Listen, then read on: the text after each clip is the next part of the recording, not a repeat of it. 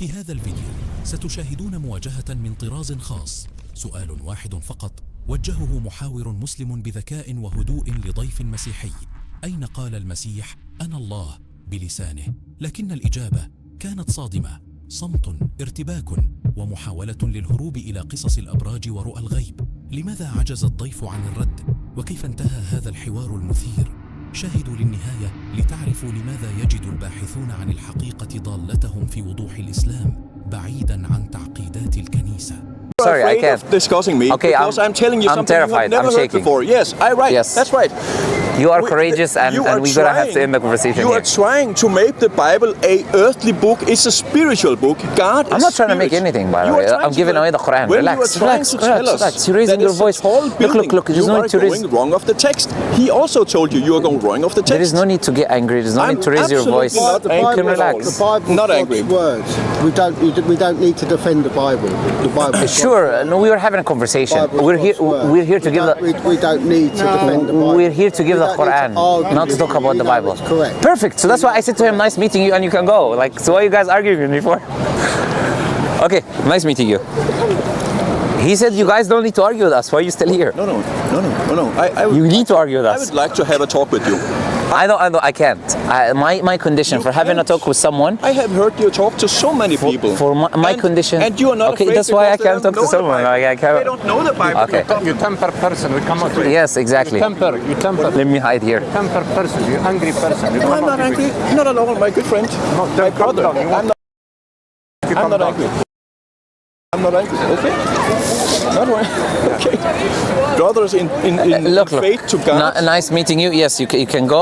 It's nice meeting you, but we can't have a discussion. I can only have a discussion with the rational people that have the temper to actually wait, listen, pay attention, let someone make a point, and then you can have a discussion. Yeah, I have a discussion with many people that listen. You want? You see, I'm speaking, you're speaking, so that's why we cannot talk. Okay. If we're both speaking at the same time. Make it 1 minute each way, 2 minutes each way? No, it's not a debate. You don't want to talk this. It's not a debate. It's a problem to you, I see. It's not a debate. It's a talk. It's a discussion. It's a chill conversation. Not a debate. I'm not here to debate you. What's going on here? Not a debate? Yeah, one minute. That's a debate. That's a debate. That's what a debate is. Can we do it 1 minute, 2 minutes, something? Can we do it something? Are you ready to something? No, I don't want to do this 1 minute to 1 minute thing. If you want to have a conversation, you're willing to listen, we can talk. You are Otherwise, making no. your point. You're making your point finish. I answer my point finish. Okay? Ready for that? Okay, let's talk about important things now, yeah? Yes. Instead of God being afraid from people uniting and building towers, Satan actually, not God, being afraid from building towers on why do you believe Jesus is God? Go ahead. Because it's forced to happen that God enters the world. In the beginning, when God said, "Let there be light," this is God speaking. It never happened. It happened when Jesus was born and God entered the world. That is when that word was fulfilled, that God is entering the world. Light is entering. The true light was about to enter the world. You have read that, right? The true light is about to enter. That's the one who spoke, "Let there be light." That's the same one. He is the beginning and he is the end of all things. Jesus, the one in the beginning, is also the end of all things. Therefore, he's number 1 and he's number 10. All prophets are pointing to this, that Jesus is number 1 and number 10 of all things. Jesus suffered all 10 plagues at the day of crucifixion, even in the number 10, because he's the last prophet. Okay, so you're done? That's a beginning. No, that's the beginning of. I could explain the whole Bible for you, how it's adding up to numbers. God is word, numbers, and time. That's what God is. Spiritual thing, words, spiritual, numbers. It's a spirit. You cannot touch numbers. Time is a spiritual thing. You cannot touch time.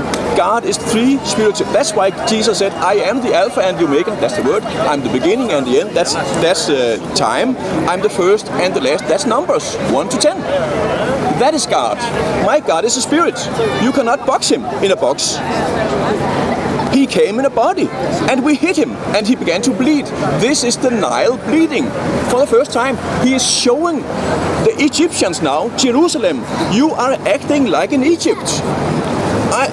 I am now hit, I am now bleeding, I am the Nile. I'm the one you are going to bowing 5 times a day, drinking of the Nile, bowing down to the Nile, giving praise to the Nile 5 times a day. That was the Egyptians' god, the Nile. Now Jerusalem is become spiritually speaking Egypt. And they hit him. And they died because of their hit against the Anointed One, their God, Jesus of Nazareth, King of the Jews. They died on that day. Israel, after the flesh, died at the day of crucifixion because of what they did to the Anointed One. They didn't know who he was. They didn't want to believe him to be their God. They didn't want him to be their king. So they killed him. That was their problem. I'm not finished, but you can tell me something now. No, are you sure? If you're not finished, when you're finished, I'm going to talk. Are you finished? You see, I'm more than happy to let you speak. Yeah, no, of course, I'm going to comment on everything you just said, but okay, I'm allowing you to begin now. You can begin. Okay, now I'm going to ask you a question. You can answer with yes or no, right? Not. I'll try to do that, but it's hard. No, it's very easy. Do you remember my question? Yes or no? Do you remember my question? Take it again. The question is. Okay, so you went on. This is exactly why I can't have a conversation with you, because when I asked you a question, you went on a monologue for 5 minutes, talking about nothing to do with what my question was, and then I asked you, do you remember my question? I listened to you patiently, and I'm going to tell you everything you said because I'm listening. But I asked you the question, you didn't even bother to take care of the question I was asking you, and you went on a monologue telling you your faith. I'm not interested in what you believe in. With all due respect, it's a conversation. You got to tell me, answer my question, then I answer your question. That's how a conversation is had. Do you understand now why I didn't want to talk to you? It's not because I'm afraid. I'm not afraid of anybody, but I need to have a dialogue with a rational human being that can actually listen. Okay? So I'm going to ask my question again. I asked you the question, why is Jesus God? Why do you claim that Jesus is God? Why do you believe that Jesus is God? Then you went on to telling me all of this lovely story, right? Let there be light first, and the light was there, and okay. You cannot box God. You guys literally believe God became a human being, which is a box. Literally, a human being is limited. So you say, you asking me not to box God, which I never did. You guys are the ones who box God into a limited human form. So that is, I will return that words to you, essentially. Now then you said something about the Alpha and Omega, which is in Revelation, a dream of John, a vision of John. It's not interesting for me. I don't care what John's vision is. The prophets. No, the vision, again, you interrupt me, I didn't interrupt you. Yeah, so in Revelation, John can see whatever he sees. Look, when he sees 4 angels at the corners of the earth, there's no corners of the earth, and there's no 4 angels standing because the earth is not a table, okay? So there's many metaphors that someone can see in a vision, in a dream. The book of Revelation is full of metaphors, and well, that's what you Christians believe, that like nobody really has the interpretations to it. And it's written by anonymous authors. So if we have this book, which is written by anonymous authors, you have a vision and a dream, that's not proof. When Jesus was walking on earth, he wasn't going around telling people I'm the Alpha and Omega. Now go and show me what Jesus himself was saying to the people. So I'm going to ask you again. We're going to get back to my question. Hopefully you're going to answer my question this time. Why do you believe that Jesus is God? Why do you believe that Jesus is God? And please tell me from Jesus' own words, not from people's words, not from the Jewish people's words, not from the Pharisees' words, not from his uncle's words, from Jesus' own words. Where is Jesus claiming and saying that he is God? Go ahead. I will give you an explanation for that, because God created Adam in the image of God. That's the first thing to look at, to understand how would God make that the image of God, the man Adam. And you're talking of the 4 corners of the world. That is how Adam was created. It's a spiritual thing to say like something like that, and you're saying no, there are no 4 corners. I'm okay. No, I'm typing the points that you're mentioning, so I can answer. Yeah. So I can answer the 4 you. Corners, I don't want to miss you because you speak a lot. What are the 4 corners? So the 4 corners are the south corner, and that is the first thing that happened to Adam. There are 4 heads in the cherub, and you say nobody knows what a cherub is. Nobody knows anything about what all the spiritual images God is giving us is. Nobody knows. Oh yeah, we know. The south image is the eagle head turning to the south on the 4 heads of the cherub. That's the first head that God is creating into Adam, because Adam is naming all the under creatures He's naming them, all of them. 1, 2, 3, 4, 5, 6, 7, 8, 9. That is how Adam named the creeping things of the sea, the fish of the sea, and the great whales of the sea. And he also named the creeping things of heaven, and the fowls of heaven, and the great fowls of heaven, 4, 5, 6. And he also named the creeping things of the dust, and the cattle of the dust, and the wild of the dust, 7, 8, 9. From the line of wild came the serpent. So you're up to 9 under beings, under Adam. He named them names. That's the first head of the cherub. The eagle head, the prophet head, the eagle flying so high it see into the end of the world. That's the eagle, that's the image of the eagle. Okay, then God put Adam to the deep sleep. What's that? That's the ox. He is willing to put his body back into the dust, like the ox. Going to the west now, to the setting of the sun, that is Adam, the image of the ox in Adam. On the seventh day, God finished creation by rising up Adam into the resurrection of the seventh day. He left the sixth day by death, Adam the first, and came into the seventh day of rest as the head of the lion. That's toward the east, towards the rising of the sun. That's head number 3.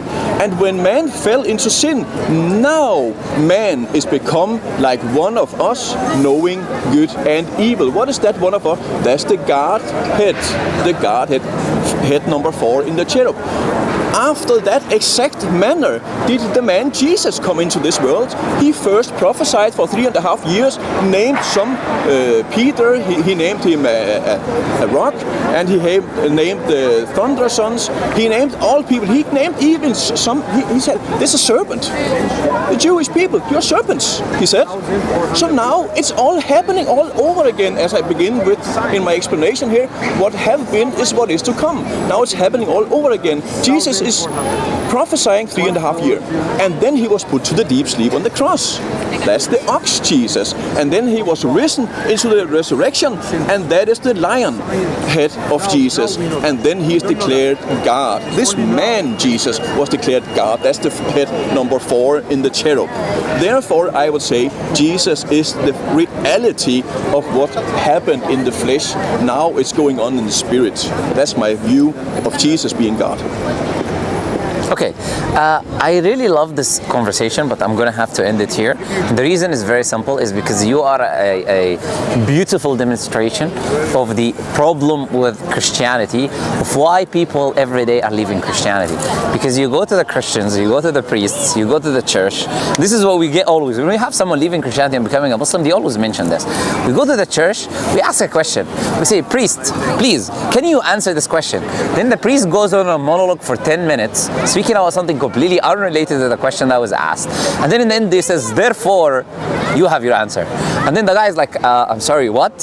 So you're telling me Godhead, Peter, deep sleep, head of the lion, fish in the sea and whales, the ox and Adam's image, and therefore... were you typing? Please don't. Yeah, I was typing, of course. That's what I was telling you. I literally told you that. You didn't get the point then. I told you, I was literally telling you, I was writing the descriptions of what you were given. You're trying to explain Revelation and give me the 4 angels, the 4 heads, and explain what they are. I'm listening very carefully. The 4 corners of the world. Again, I didn't try. Look, I let you speak for like, come on. That was a response to you. Look, patience. I am. Patience. You know, patience. I am. Okay, so I asked you a very simple question.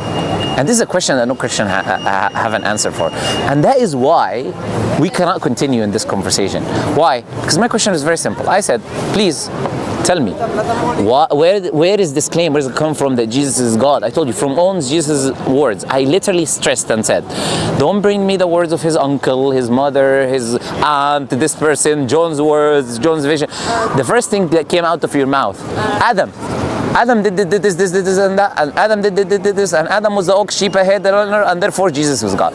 So you literally demonstrated that you cannot communicate with people on a rational level. ما رأيكم فيما قاله الضيف؟ هل كانت إجاباته مقنعة أم أنها مجرد هروب من الواقع؟ شاركونا آراءكم في التعليقات، ولا تنسوا الاشتراك في القناة وتفعيل الجرس لتصلكم أقوى الحوارات والقصص المؤثرة من قلب الغرب.